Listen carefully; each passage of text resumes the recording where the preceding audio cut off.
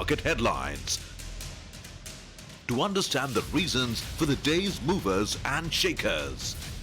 And get your portfolio ready for tomorrow. Beaming live from the CNBC-TV18 Motilal Oswal studio.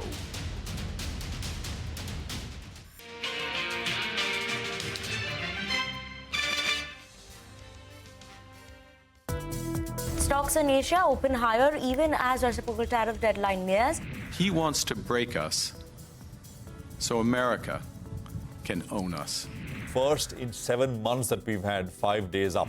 With the election of Donald Trump, is that the world is not going left or right, but America is turning inward. 23,490. So, but yeah, 23,500 almost there on the board. The fundamental concerns still remain.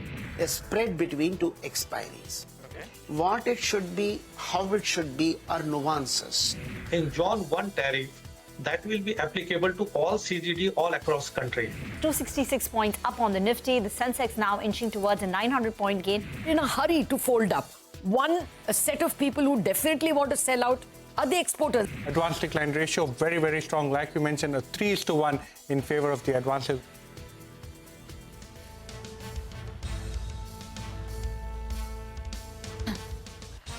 Good afternoon and welcome to the last hour of trade this Monday. And what a Monday it has been. The bulls continue to be in absolute control of this market. That momentum that we saw last week, it's only gotten stronger. And now levels are being taken on the upside, like they were being crashed on the... Yeah, exactly. It's the exact reversal of the downside momentum that this market was in the grip of for the last couple of months. But it's a good-looking screen, guys, this afternoon. Well, that's right. And things have turned around, right? In 2025, now the Nifty is positive. You know, we went down to around the 22,000 odd mark. We have bounced up close to around 1,700 points from there.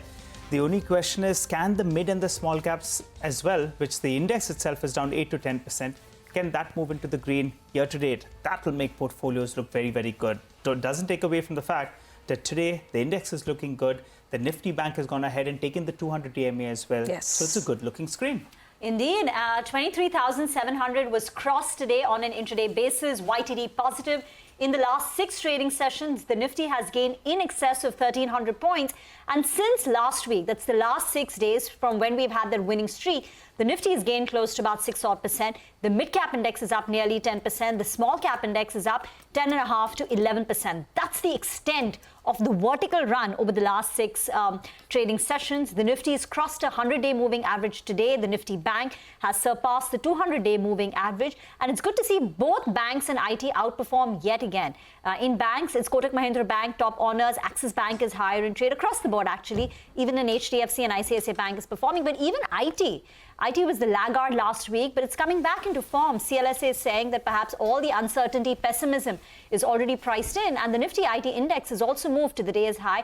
And you've got names like Tech Mahindra, Wipro, HCL Tech all surging in trade. Yeah, absolutely. I mean, you can't complain with this market because of the width, the breadth, the depth of the kind of move that we've had. And it's not a flash in the pan because this is pretty much what the story was for the better part of last week as well. On the mid caps, I mean, just some examples. PSUs, that's a theme that's continuing from last week. And there's some serious buying. Last week also, the CPSE index and the PSU index, they were among the best performing parts of the market. And that's continuing today. A lot of names on the railway side, for instance, IRDA, IRDA, look at that stock, 10.5% on the higher side. So it's been looking good. Stocks like RailTel as well. So railways is a theme. Aircon, that's definitely coming back. But even non-PSU mid-caps, some of the auto ancillary plays are very, very interesting today, by the way. Look at something like JBM Auto. A couple of other stocks, Electra, Green Tech, 7.5% up. So there's plenty of stock picking that's going on. And I guess many stocks that are finally recoiling from extremely beaten down levels. Well, that's right. Just a few stocks that were not participating earlier as well. You have Apollo Tyres. Just pull up the intraday chart out there. The stock from the red train has moved into the green. Aarti Industries, another one that had pulled back a goodish bit when we were seeing a correction. That one as well has spiked up. So quite a few of these names have now started participating, as the broader markets look strong. So some of these names actually early in the morning, they were underperforming, but they have pulled back as well. Even Nippon Life, I think we should pull that one up. Nippon Life India, that stock has moved to the high point of the day with a gain of close to around 5.5% or thereabouts. That said, let's get in Mitesh Thakkar back with us on the show. Hi, Mitesh. Good afternoon and good to speak to you after a while, Mitesh. Well, markets are rocking. From 22,000 odd, we're at around 23,700.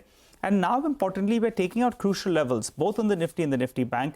One would hope that the tech index as well, that's actually been an underperformer year to date, that as well participates. Your view on the Nifty first. Where are we headed? So, Nigel, I think, we've been calling for a rally to 23,500, 600. That level, I thought, will be a mild supply zone. That's been cleared very easily. And then we revised our target to 23,750, 24,000. I think we are well on our way. The Bank Nifty also has cleared 51,500 without any kind of a break. We were sitting on a 6-7 day kind of rally, and we were running into a pivot point, and that's been cleared. The Bank Nifty next level is around 52,010. Or rather 52,000, that's being the round number. So I think we still have more upsides left. But what is important is that the way the daily indicators and the weekly indicators have been pulled up with this kind of momentum, even if we get a pullback or a decline, I think the market will get into a sequence of higher highs and higher lows. So I think in that sense, it's a very positive setup. And I would expect more upsides to come in the next few days. On the stock side, I have a buy on Concor with a stop at about 698. Look for a target of around 740 here to begin with. Eventually, higher levels can be looked at. And the other one which I like is REC, which I would recommend buying with a stop at about 436 for targets of 460. Got that. Let's talk about the sector of the day, and that's some of the oil and gas names. So natural gas stocks are surging following industry recommendations to the regulator, PNGRB, that could imply higher tariffs for some of these companies. Sudarshan is now joining in with the details. So PNGRB, that is the natural gas regulator, has proposed certain changes to natural gas tariff regulations 2008, and also it has sought comments from key players, and those comments have to come by April 11. So I've taken out certain major changes that PNGRB has proposed. First one is price of gas for fuel requirement that is used for the computation of tariff. Now GAIL has been asking that computation has to be done on contracted prices. Now PNGRB has proposed that change, so it's positive for GAIL. Second change is related to the older gas pipelines. Now for the older gas pipelines, volume assumption that once the volumes cross that limit, and that limit in the earlier regulation was in the range of 80 to 88%. So if any company used to cross that 80 to 8%, then only they could have got certain part of the incremental revenue. Now PNGRB has proposed that limit of 80 to 88% will be brought down to 75%, which is key positive for GSPL, also to GAIL to certain extent. Third is for city gas companies. Currently, we have 3 zones, Tariff 1, Tariff 2 and Tariff 3 zones, that is basically used to quantify the tariffs for these companies source the gas. Now, these city gas companies have been proposing that the number of zones should be brought down to 2. Now, PNGRB has proposed that change too, and this is positive for city gas company, especially Mahanagar Gas Limited. Now, brokerages also have written, Citi says, tariff computation on the basis of contracted prices will be positive for GAIL. Second, reduction in volume threshold to 75% will benefit GSPL. CLSA says IGL and for MGL, operational expenditure will come down if these changes are implemented. Also, there can be a tariff increase for GSPL and GAIL, and gas cost can increase for industrial customers of Gujarat Gas. So that can be minor negative for Gujarat Gas. Now coming to NTPC, because Macquarie has come out with a note today, and it has maintained outperform call and target is rupees 475. That implies an upside of more than 30% from current levels. Macquarie says it's a compelling play on India's power demand potential, and the pickup in power demand continues to bode well for the company, but there is further clarity which will be needed, and that long-term driver Macquarie is expecting that might come over next 6 months. On the back of this, you are seeing a big move in city gas company. Also, NTPC is higher on the positive brokerage note. Okay, all right, sir, thanks a lot for explaining that to us. Well, earlier today, we also spoke to Mr. Gajendra Singh, a member of PNGRB, who commented on the benefits the gas companies will receive. Let's listen in to what he had to tell us. The entity which is far-flung area may be paying a Zone 3 tariff, which was very high, 105 plus, and the Zone 2 tariff is 85 plus. So all those entities, now they will get benefited. They will get basically the Zone 1 tariff. And the 3 John now get converted into 2 Johns. So the focus is that how we can increase the gas usage all across country, because the focus is for CNG and PNG. CNG and PNG, they will get benefit. Few entities or the few pipelines where it is flowing more than 75%. There we are seeing is whatever the excess volume will be there beyond 75%, the benefit will be passed on 50% to the entity, 50% to the consumers. And only another thing is the isolated field. There are the number of isolated fields where there the tariff was basically, now these are the old fields, and what we are seeing, the pipeline which were laid there in those areas, they are not getting any returns on that. Somewhere the tariff is almost nil or maybe in a negative. So there we are seeing that at least they should recover their operating costs. All right, so that was the PNGRB itself talking about what this new policy could perhaps look like. We have Deepan Mehta joining in from Elixir Equities. Deepan, great to have you with us this afternoon as always. So let's start off with exactly this excitement in gas stocks, because it seems that if this new proposal goes through, whatever they're discussing right now, it's not final, but it seems that it could be at least slightly beneficial to stocks like GAIL and maybe a GSPL, maybe even IGL, as the member explained. Any thoughts over here? Do you like any of these gas stocks? Yeah, good afternoon, Subhi, and thank you for having me on your show. See, generally we've avoided these companies because there's excessive government interference. And now on the transportation side, what is happening is that more and more it is clear that EVs are going to play a central role across India and rest of the world. So from that point of view, also there could be some demand constraints. And also the fact that a lot of the public transportation, especially in metros, the buses and all are going. Oops, I think we've just lost that line with Deepan. We'll try and get him back. Deepan, sorry, we lost you there. You're talking about how EVs will be a larger sort of thematic threat to perhaps gas demand.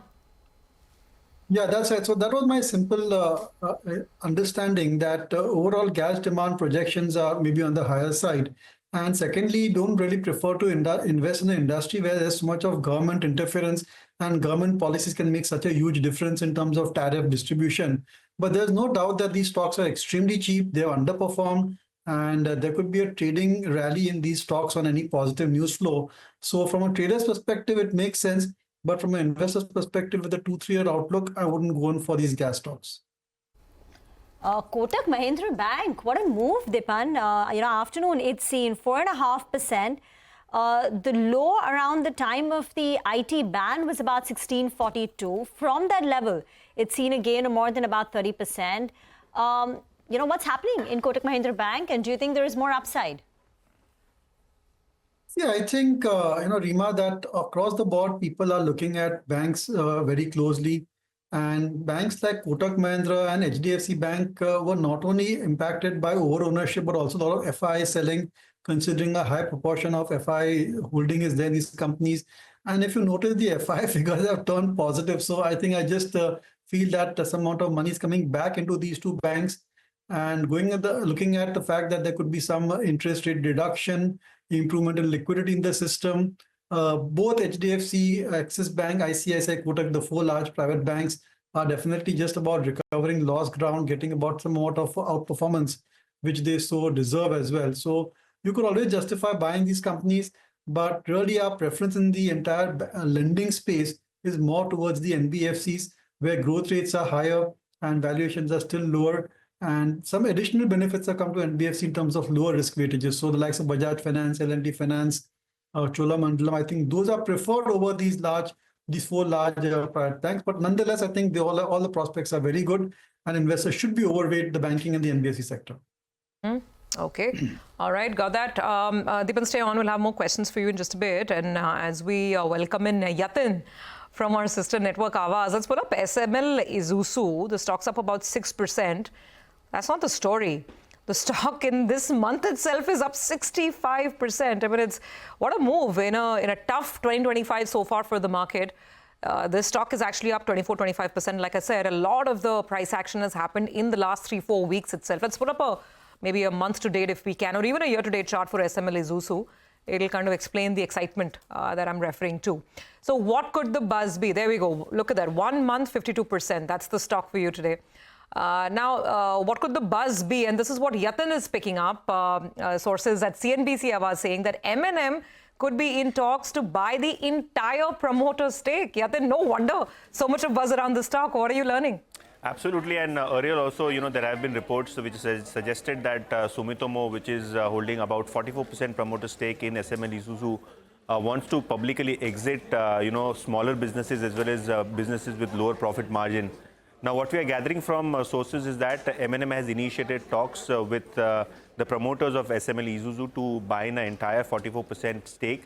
This is in sync with the strategy to probably expand the trucks and buses business. In the small commercial vehicles, we have seen that they have garnered nearly 51% market share, but the trucks and buses business continues to remain a smaller business. With focus more on the trucks and buses business, the board of M&M is likely to meet this week to make a decision whether or not to look at buying that 44% stake from the parent company of SML Isuzu. Obviously, when we contacted Mahindra & Mahindra, they said that as of now, this story is speculative and they would not like to comment on that. SML Isuzu's comments are awaited. But what we also gather is that Mahindra & Mahindra is looking at a valuation of 1,800 to 2,000 crores when it comes to SML Isuzu's acquisition versus the current market capitalization of close to 2,400 crores. But would be interesting space to watch out for, because earlier also we have seen SML's promoters looking at an exit. Whether or not this time M&M could make an offer which could be accepted by the Japanese counterpart is something that we'll be tracking closely. Okay, all right. Thanks a lot for that. Yatin will keep an eye out on that particular story. Well, Deepan, what do you make of this particular deal? Deal in the works. Hopefully it gets closer this time around. But how do you see, what's the outlook on both those two stocks? I mean, imagine how can I comment? If it goes through, then we'll understand the whole implication of this thing. But I don't know. I wouldn't want to comment on this thing. And frankly, I'm not following SML Isuzu also that closely. But what about for Mahindra? Is very positive. M&M view is very positive. And I think the correction is a good opportunity. They have become the second largest passenger vehicle manufacturer. And the kind of response to their models is very impressive. And amongst the few Indian companies which has a very coherent EV strategy. So from many angles, a preferred pick within the auto sector is M&M. Okay. All right. Deepan, if I'm not mistaken, I think you like APL Apollo Tubes from that space, if I remember correctly. JTL is another stock that's now at the high point of the day. They have deployed the DFT, which is direct forming technology. And they are saying that their total VAP will move up to around 50% of the mix. And with this particular capacity enhancement, they'll move to close to around 1 million tons, 9.4 lakh tons approximately. From the pack, do you continue to prefer APL Apollo Tubes, though that is relatively more expensive, or are there other companies that you would like, say a High-Tech, a JTL? Would you look at them? See, Nigel, first of all, the disclosure, we are invested in APL Apollo, so views could be biased. But this is one company, which has clearly have a differentiated product model. And they are using a lot of impressive brand ambassadors to sell their products.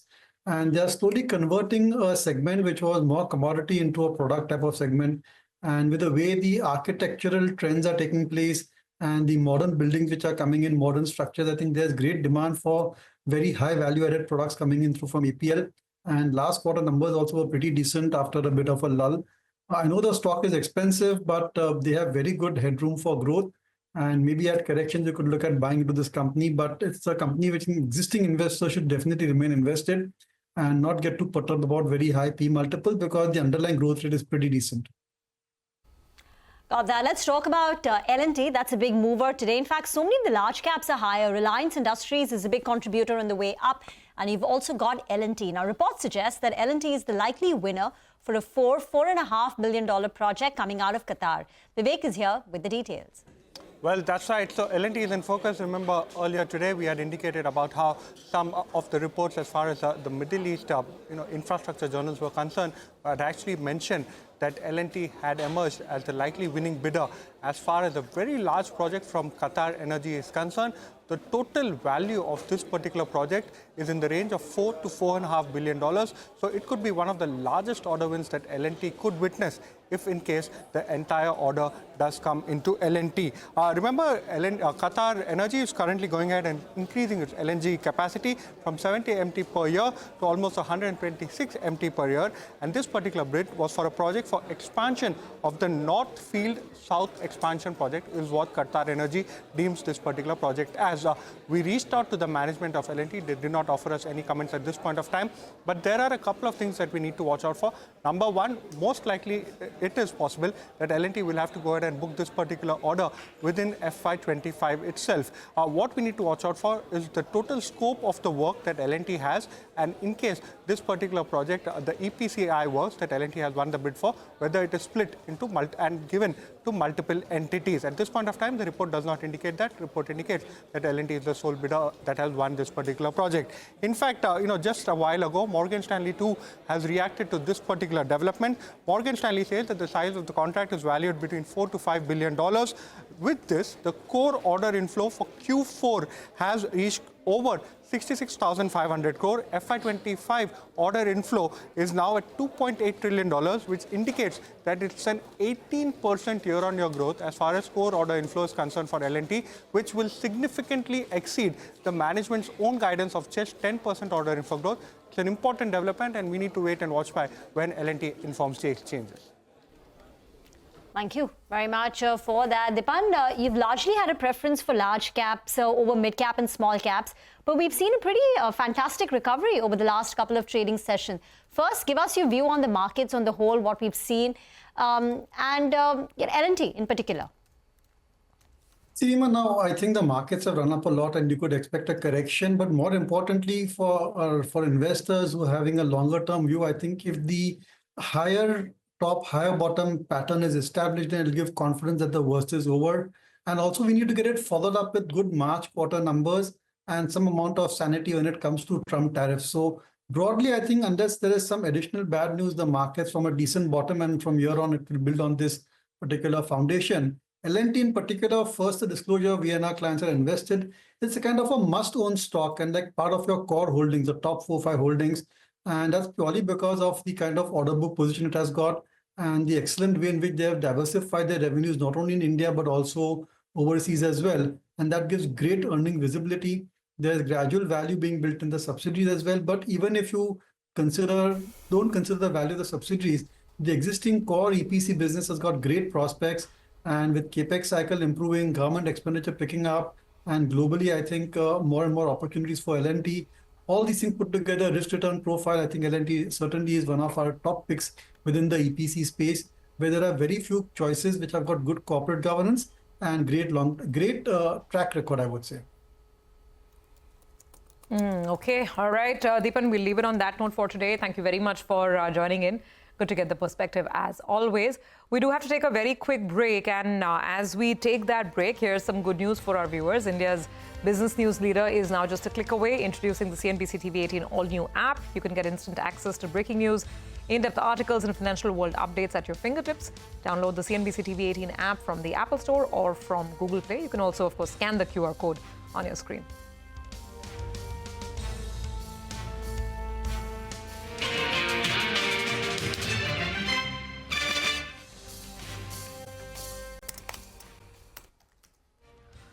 Welcome back. Here with us on Closing Bell, and it continues to be a solid afternoon of trade. I was just doing the math from the lows, and the Nifty is rebound very, very smartly, about 7.7, nearing 8% of rebound from the lowest levels that were hit just a couple of weeks back. So it's been good going with the bulls making a comeback. Rajesh Bhatia, CIO at ITI Mutual Fund, is with us now for some perspective. Rajesh, great to have you on. So it's it's good times all over again. One would imagine, one would hope. But are you in the camp that also feels that the worst of this correction is indeed over? Well, we'll have to see about that. I think we should enjoy this bounce and we should not underestimate the extent of the bounce that can happen. But I think from a fundamental perspective, we are still in a slowing economy or a slower growing economy, and that challenge definitely remains. And the second challenge which remains is the uncertainty that has been brought about by the global macro factors. The US is probably trying to engineer a slowdown for their own reasons, but we should not underestimate the impact that can have on global growth, including that of India. So we are already in a slowdown, and if the US also slows down, which they probably want to, then my sense is that that can become a bit of a fundamental challenge. And listen, basically we do require top line growth, translating GDP growth, because given where margins are for the Indian corporate sector, we should not bet on a greater expansion of margins. So to get earnings trajectory, we do need top line growth, which is we do need GDP growth. And that's really what is necessary for the markets to firmly decide that we are on the right track and that a bottom has been made to answer that question. So it's too early to say a bottom has been made as of now, to your mind. You're not convinced. What about, how would you construct your portfolio in such a scenario now? Look, what has happened is all inflection points in the market are drawn really by macro factors. And the trigger for the market rise from the bottom has been that the US dollar has retreated and the US 10-year treasury yields have retreated. There is some fear of a slowdown in America. There is a thesis that probably the government itself wants a bit of a slowdown to refinance some part of the fiscal deficit or the spot that they are in. If that be the case, that has led to this rally. I would say that why I'm saying that you should not underestimate this is because those factors are not going to change in a hurry. And the FIs that have come in probably could persist for much longer. So as far as I'm concerned, I'm enjoying this rally. And I've used this opportunity to buy sectors where I think there is strength. So last time also I pointed out utilities, power utilities are the ones where we have added money. We had added money in the private banks sector. I've also used this opportunity to buy digital commerce companies such as digital insurance brokers or payment companies or electronic manufacturing services companies which are leading the space, etc. They may well become trades, I don't know. But as far as I'm concerned, I can see that this is a strong rally and I should participate in it. Okay. Hi, Rajesh. Good afternoon. Good to see you. Ben, couple of questions here. You're enjoying the rally. I love the sound of that, right? All of us are. Portfolios are feeling better. Your SIPs, mutual fund holdings, everything is looking good. So that's good. Tell us, what was the cash levels you were sitting on, say, a couple of months or so ago? And how much of that have you deployed at current reckoning? What is your cash in books? And utilities is something that you've mentioned in the past as well. But which sector do you believe has run its course? And you would be a little bit skeptical on that particular sector. So 2-point question. So I run a balanced advantage fund, and at the peak we had more than 65% exposure to equities. We had brought it down to as low as 35-37%. We are now back to 60+% or 60% as far as the balanced advantage fund equity allocation is concerned. So that's to answer your first question, where we do tactical allocation. The second question, where are we seeing weaknesses? Consumer is still weak, auto is still weak, consumer electronics is still weak. IT has probably given some bottoming out because IT stocks have corrected 25% or more. But I guess, they are at now attractive valuations. But those are some of the sectors that I think are weak. One other non-consensus weakness that I see probably can be capital goods. Because I think the leadership of the market probably could change. And capital goods were the leaders of the last cycle. It's possible that I think that capital goods may not do as well in this cycle as you move forward. Okay, all right. Rajesh, just one more question on tech. That, as you said, has been a relative underperformer, but now valuations are looking pretty okay. And I think CLSA as well pointed out earlier today that most of the bad news appears to be in the price post the recent underperformance. I think my director as well will pull up the Nifty and say the tech index, and we'll see that tech has underperformed just in this year.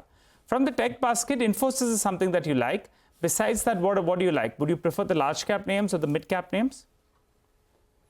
So, I would definitely prefer the large cap names because I think the large cap names all have yields of about 4+%, and they've come to about 20, 21 times 27 earnings. I think that's, fairly reasonable in terms of prices.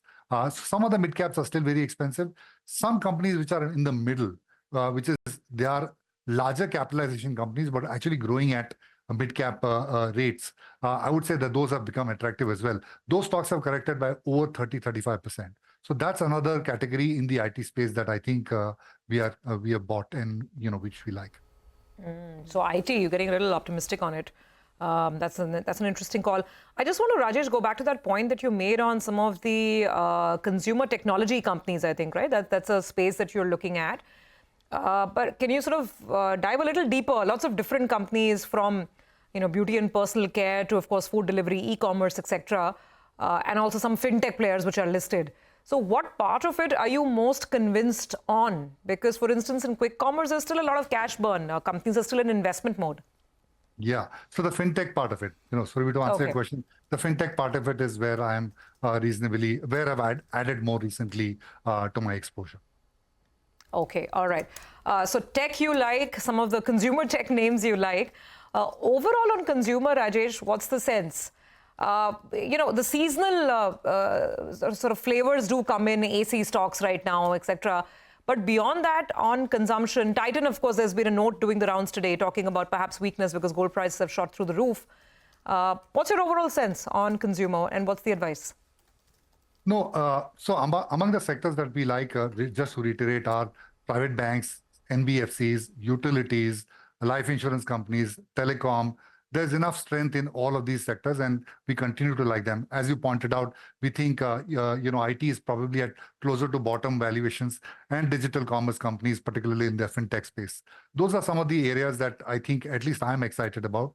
As far as consumption is concerned, I'm not really seeing any reason to kind of dive in and become aggressive. So staples, I would say automobiles, none of these, and as you point out, some of the other companies are also pointing out that the demand traction is not very attractive. So, I don't have to be in these spaces, so I'm avoiding some of these spaces for now, and my sense is that there's enough on the other playground to kind of play and to make money, and there's greater predictability, there's greater visibility. That is what I look for. Where can I predict strength in earnings, and that's really where I want to be. Thank you, Rajesh, for joining us in the conversation today. But confidence is truly coming back in the markets. Look at the way some of these PSUs have rallied.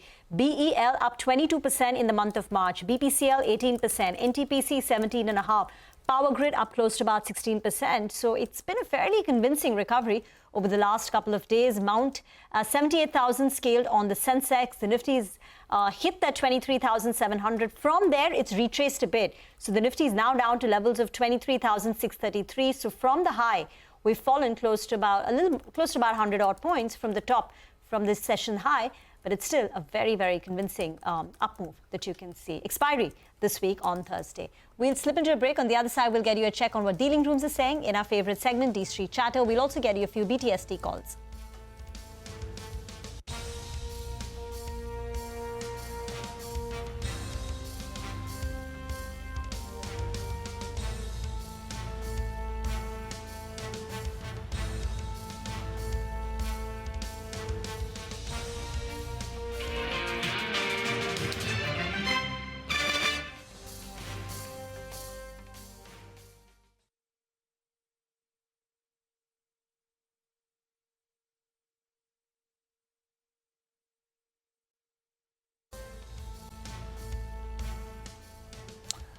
Welcome back. Well, let's get in, Mitesh. As Rima said before we went into that break, the markets have come off a smidge from the top. Mitesh Thakkar is back with us. Mitesh, you'll continue to hold on to your longs, and also what are the fresh trades you got for us? I would, Nigel, but I think, as I said, you would want to trail the stop losses now really close because you're also slightly overbought on the hourly charts and you're also hitting some pivot levels, So on the Nifty, my advice is to trail the stop loss about 23,570 on this spot, which is roughly about 70 odd points lower from the current market price. And let's see that, if this move is really strong enough to even run beyond that. But for the timing, I think that's the trailing level. On the stock side, I have a BTST on RBL Bank with a stop at about 172.5 for targets of 178. And the other one which I like is, stock which is making a fresh high is Jumble Fertilizers, which I would recommend a BTST with a stop at 614 for targets of 630. Thank you very much for that. Let's find out how happy dealing rooms are feeling. It's been a good run over the last 6 days. Nimesh is now with us with D Street Chatter. Nimesh.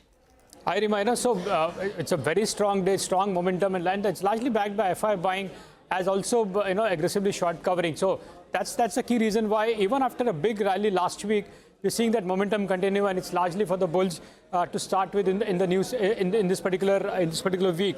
I guess what's happening to now is that it's getting broad-based as well. So a lot of sectors are participating on the upside. From a flow perspective, metals, banking, and IT. These are the three sectors which are well bid by larger institutions today. So there is clearly broad-based happening in terms of sector participation as well. A word on Nifty Bank, that's been a big gainer today, up 2%. And for a change, this is led by private bank stocks. It was only to select private banks. Now it's getting spread to small private banks as well. So a lot of private bank stocks are buzzing in trade. The likes of Kotak Bank, RBL, all are doing good. And there is a bit of buying flow as well from larger institutions. The broader market breadth has also been quite strong for the last many days. The mid-cap index is up another 2%. And a lot of cash stocks are now seeing a bit of catch-up. So the sense is, while this momentum on Nifty will continue until the expiry this week, but now you probably can see a bit of, a pullback into the cash stocks as well. That's the broad sense from a dealing room perspective. Even technically, we are above the crucial resistance level. So maybe till the expiry, this momentum is likely to continue, and you might see further short covering in large cap names. Okay, all right, got that, Nimesh. What about individual stocks? What's on your radar? So the first on my list today is IEX. That's been buzzing in trade on back of very strong buy flows. Of course, it's a strong power demand play. But for IEX, the most important trigger is the market coupling, and that is what Street is sensing that it may come very soon. Some clarity is likely, and that's the reason why we're seeing a bit of buzz in IEX today.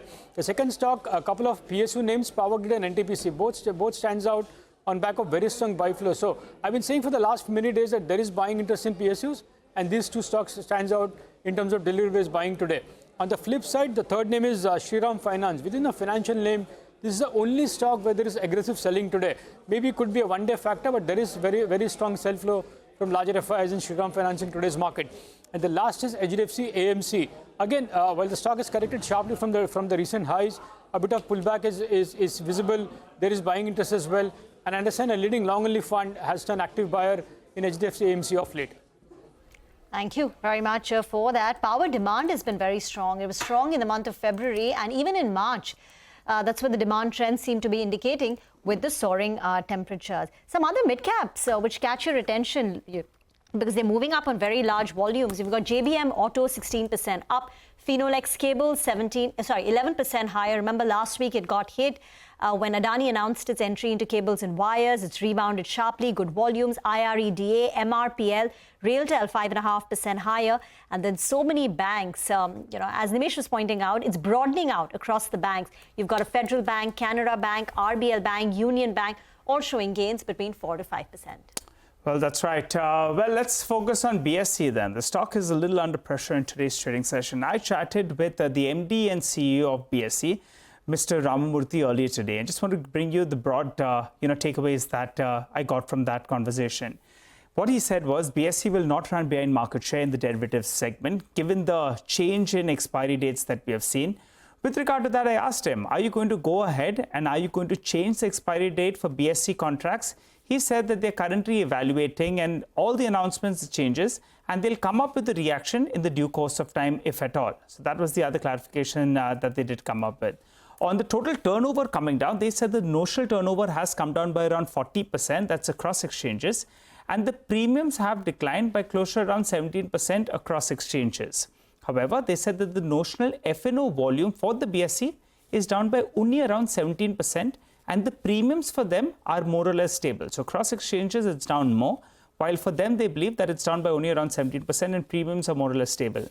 On the cash market volumes, they say, in fact, it's gone up a little bit. And they'd spoken about this earlier, that some movement from the derivative volumes could be moving to the cash market. They're saying that's happening. And their market share is hovering around that 7% odd mark. Well, on that note, let's listen in to the man himself, Mr. Ramamurthy, and what he had to say earlier today. What's the probability of you changing the expiry day? Is it high, going by what you have got back in terms of a feedback? Point number one. Point number two is, by when will you respond to this? If there is a change, it appears that for April, there may not be a change. You can correct me if I'm wrong on that. By when do we hear a response from the BSE? See, I would like to reiterate that BSE's expiry was next to NSE's expiry of Nifty and Bank Nifty for a significantly long time when it was relaunched, notwithstanding that sensex was trying to find a feet. But only thing what it was not able to achieve is proper economic significance of itself. So whether in the revised situation when BSE Sensex is establishing itself as a clearly important product, what should be the action should be carefully thought about. It cannot be defined in terms of time horizon. It has to be talked about in terms of the entire realignment. Indeed, but there's a probability you'll look at changing it. No probability can be ever ruled out. Only ascribing a percentage high or low will be very difficult at this point. The market feedback that we received from people whom we approached and people who approached us, the point that underlines is that there should be a spread between two expiries. What it should be, how it should be are nuances. We need to see how the market spans out in respect of all this. Since we are having too many other realignments already happening, anything done in a hurry will not help in the product development and economic development. So at this point of time, we are assimilating all the announcements, changes, and we will come out with a stand, what will be useful for the product. That's Bombay Stock Exchange. But let's talk about IT. It's been a good day for the IT stocks. The Nifty IT index is up close to about 2%. CLSA says the uncertainty is priced in. The Nifty IT index is down nearly 15% this quarter, underperforming the Nifty, which is now, on a year-to-date basis, it's flattened out completely. It's erased its losses. But IT has, clocked in considerable underperformance. And according to them, a lot more pessimism is built into the current valuations than the potential earnings cut. They do acknowledge that the macro is uncertain, so there will be postponement of discretionary demand by 1 or 2 quarters, particularly in sectors like manufacturing, retail, which could feel the pain of the tariff war and the tariff disruption. They've lowered the revenue growth forecast for the IT companies for FY26 by 3 to 4%, but the bottom line impact may be limited because of rupee depreciation. That said, even if discretionary demand is not coming back in a hurry, there will be a lot of cost optimization deals, large deals, where Indian IT companies could fare well. HCL Tech, CLSA has upgraded it to an outperform because HCL Tech has been an outperformer in terms of growth rates for the last 2 years. And even next year, according to CLSA, it's likely that HCL Tech will outperform. But they also like the rest of the large cap IT pack.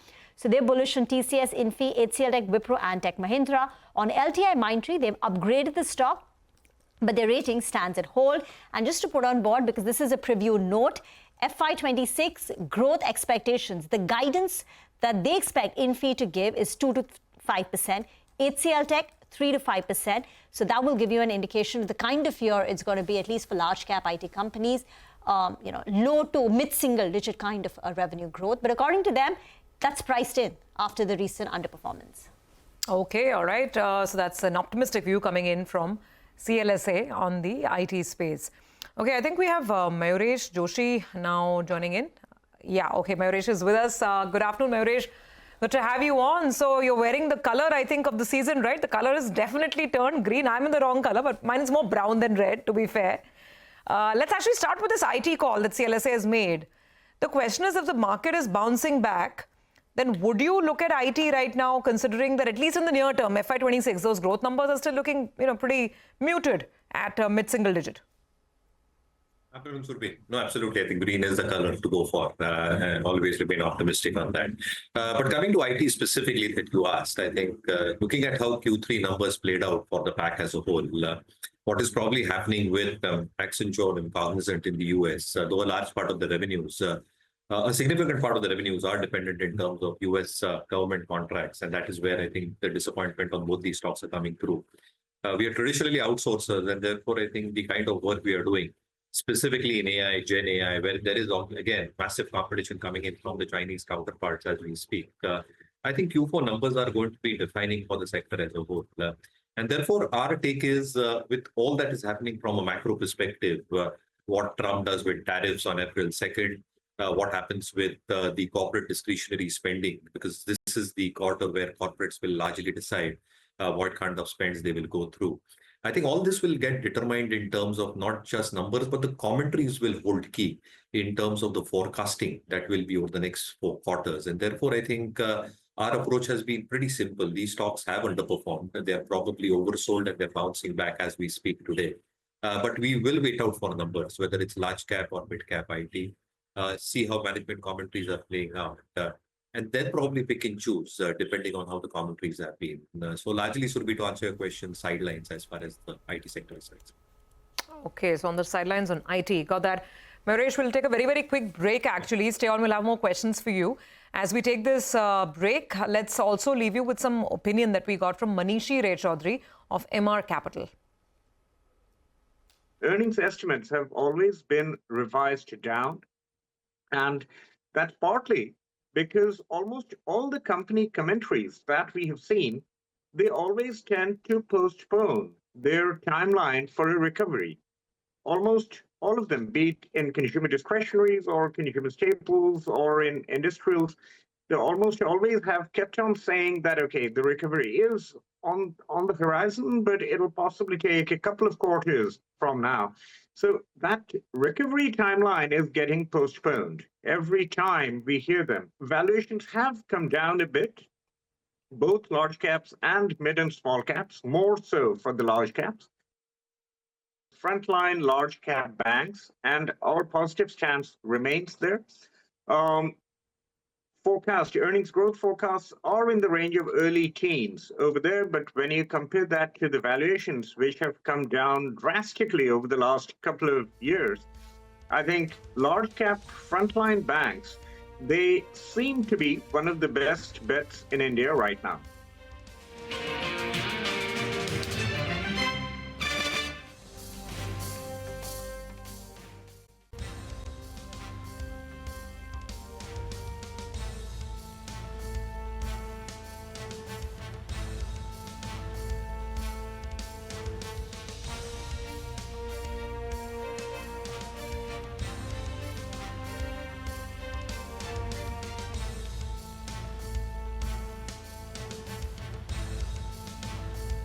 Look at that beautiful looking green map. I mean, it's an all green screen, literally. Almost every single sector on the Nifty tally is up and about. Strong gains, and obviously PSU banks leading from the front. Mayuresh, let's talk about PSUs really. What's your approach? And give us one or two specific names. I mean, stocks that you think can still be bought fresh now that the market momentum has resumed, and the ones where you would advise an exit.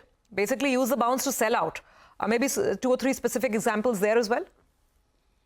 So, Surbhi, I think from BSU baskets, I think a select few banks and defense companies are probably looking reasonably placed as we see it in markets with India as per our ratings and rankings.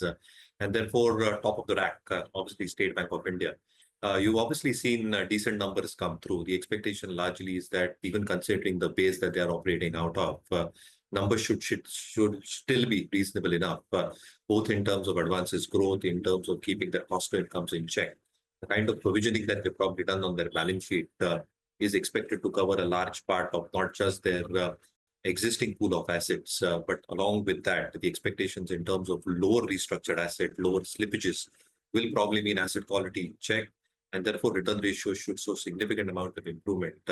With valuations and the early stage base that it is operating out of being very, very lucrative. So both from a valuation perspective and the base setting perspective, as we see it in markets with India, very, very appropriately placed. Out of the defense pack, obviously, I think they had got beaten down. Valuations were through the roof. But with the corrections that we've probably seen, valuations have become a lot more saner.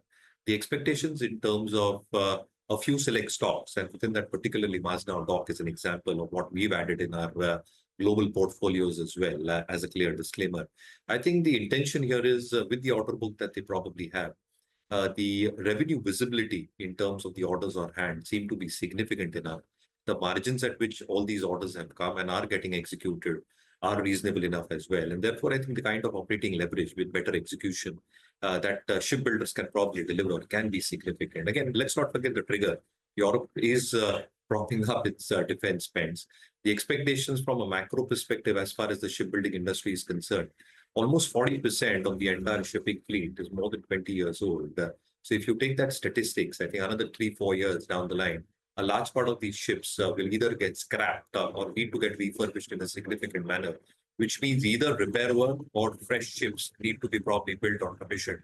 And therefore, I think these shipbuilders will probably remain in focus as far as the earnings pedigree is probably concerned. I think a few spaces within the PSU universe will be largely, I think, might be power, even though I think as a sector, we like the sector a lot. I think a few stocks within these spaces are still a little bit uncomfortable in terms of numbers. And therefore, I think within this space itself, I think you probably need to just ensure that you have the right stock in your portfolio. Because if you're probably having the wrong stock, you probably might be having stocks which are a little bit elevated. But apart from that, in my opinion, again, I think largely PSU stocks should do well. Generally, dividend yield is something which can be of a huge value add as far as these stocks are concerned as well. Mayuresh, what about Titan? Ending down with a cut of nearly about 3%. Ambit says that their channel checks seem to suggest that revenue growth momentum has slowed down in February and March on account of the sharp rise in gold prices. And you couple that with valuations expensive, 50 times. How do you feel about Titan? Afternoon, Rima. Again, I think two things for the business construct as far as Titan is concerned, right? I think they're playing out in the traditional business where I think the studded component is a little bit lesser than its peers. And therefore, I think the margin profile that comes through for Titan is a little bit lesser compared to its peers as well. So I think obviously they're trying to restructure their overall portfolio gaps, including wedding jewelry, including the studded portfolio, which should start propping up the margins over the next few quarters as well. The second element, obviously, I think, as all of us are speaking on the street in terms of lab-grown diamonds, what kind of an effect does that have? Does Titan have a strategy in place? And if that strategy in place is going to be margin dilutive, I think is something to be seen as well. But if you probably look at the lab-grown diamond makers as well, I think they operate generally within a margin of 20-25%. So I think what's the strategy that Titan probably has in this sphere of business is going to be extremely critical to note. And last but not the least, I think the way numbers have probably come out with gold prices at elevated levels, obviously the appetite in terms of how volume growth has been. And a large part of the wedding season is now behind us. So to that extent, again, what are the growth dynamics coming through in terms of sheer numbers and absolute numbers at will? I think that probably needs to be seen as well. So in our opinion, again, I think the ratings have come off quite significantly. The earnings have disappointed. The stock might actually underperform unless it starts showing some element of respite as far as the business.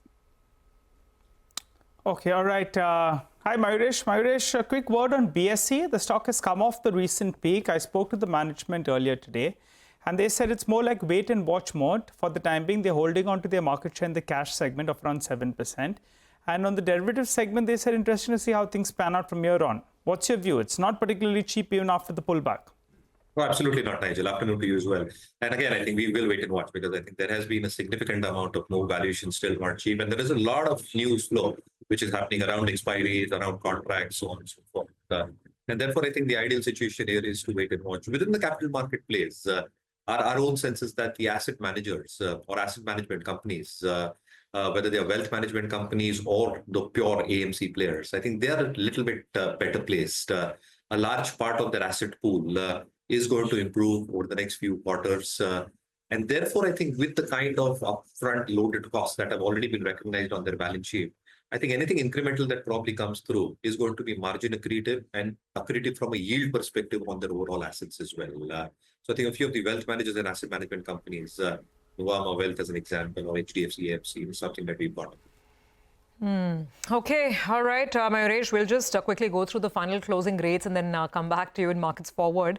But what a day it's been. What a solid day. Not just days, right? And once again, I'll look out for the FPI numbers today to see if there's any evidence of a follow-through after over 7,000 crores of buying on Friday. 325 up on the Nifty. It's a solid move, and it's a move cutting across sectoral lines as well. PSU stocks moving higher, power stocks moving higher, IT, banks, financials. So let's look at the names. Kotak Mahindra Bank, almost 5%. NTPC, 4.5%. State Bank of India itself, almost 4% higher. Axis Bank, about 3% on the upside. Then you have some of the PSU names like Power Grid, BEL. These are stocks that have done quite well for themselves. There's buying on financials, HDFC Bank, SBI Life, Most of these stocks, Axis Bank, most of them up and about. Reliance, L&T, all contributing quite well. And today, you didn't even have too much of a complaint from the IT majors. Infosys just at the flat line. But names like HCL Tech, for instance, have done better, 2.5% on the higher side.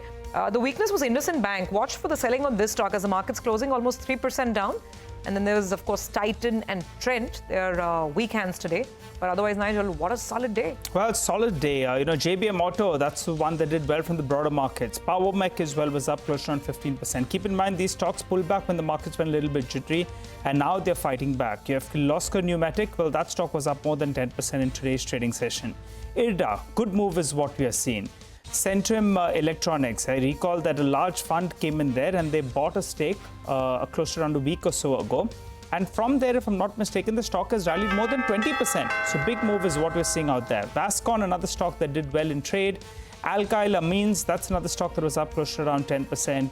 So a lot of winners actually from the broader markets, and some of them come up for you on the screen. So good trading session is what we saw in trade today.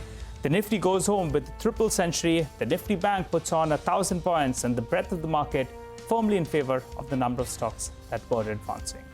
Time to slip to wrap up on this show. We'll be back with the markets forward on the other side. Stay tuned.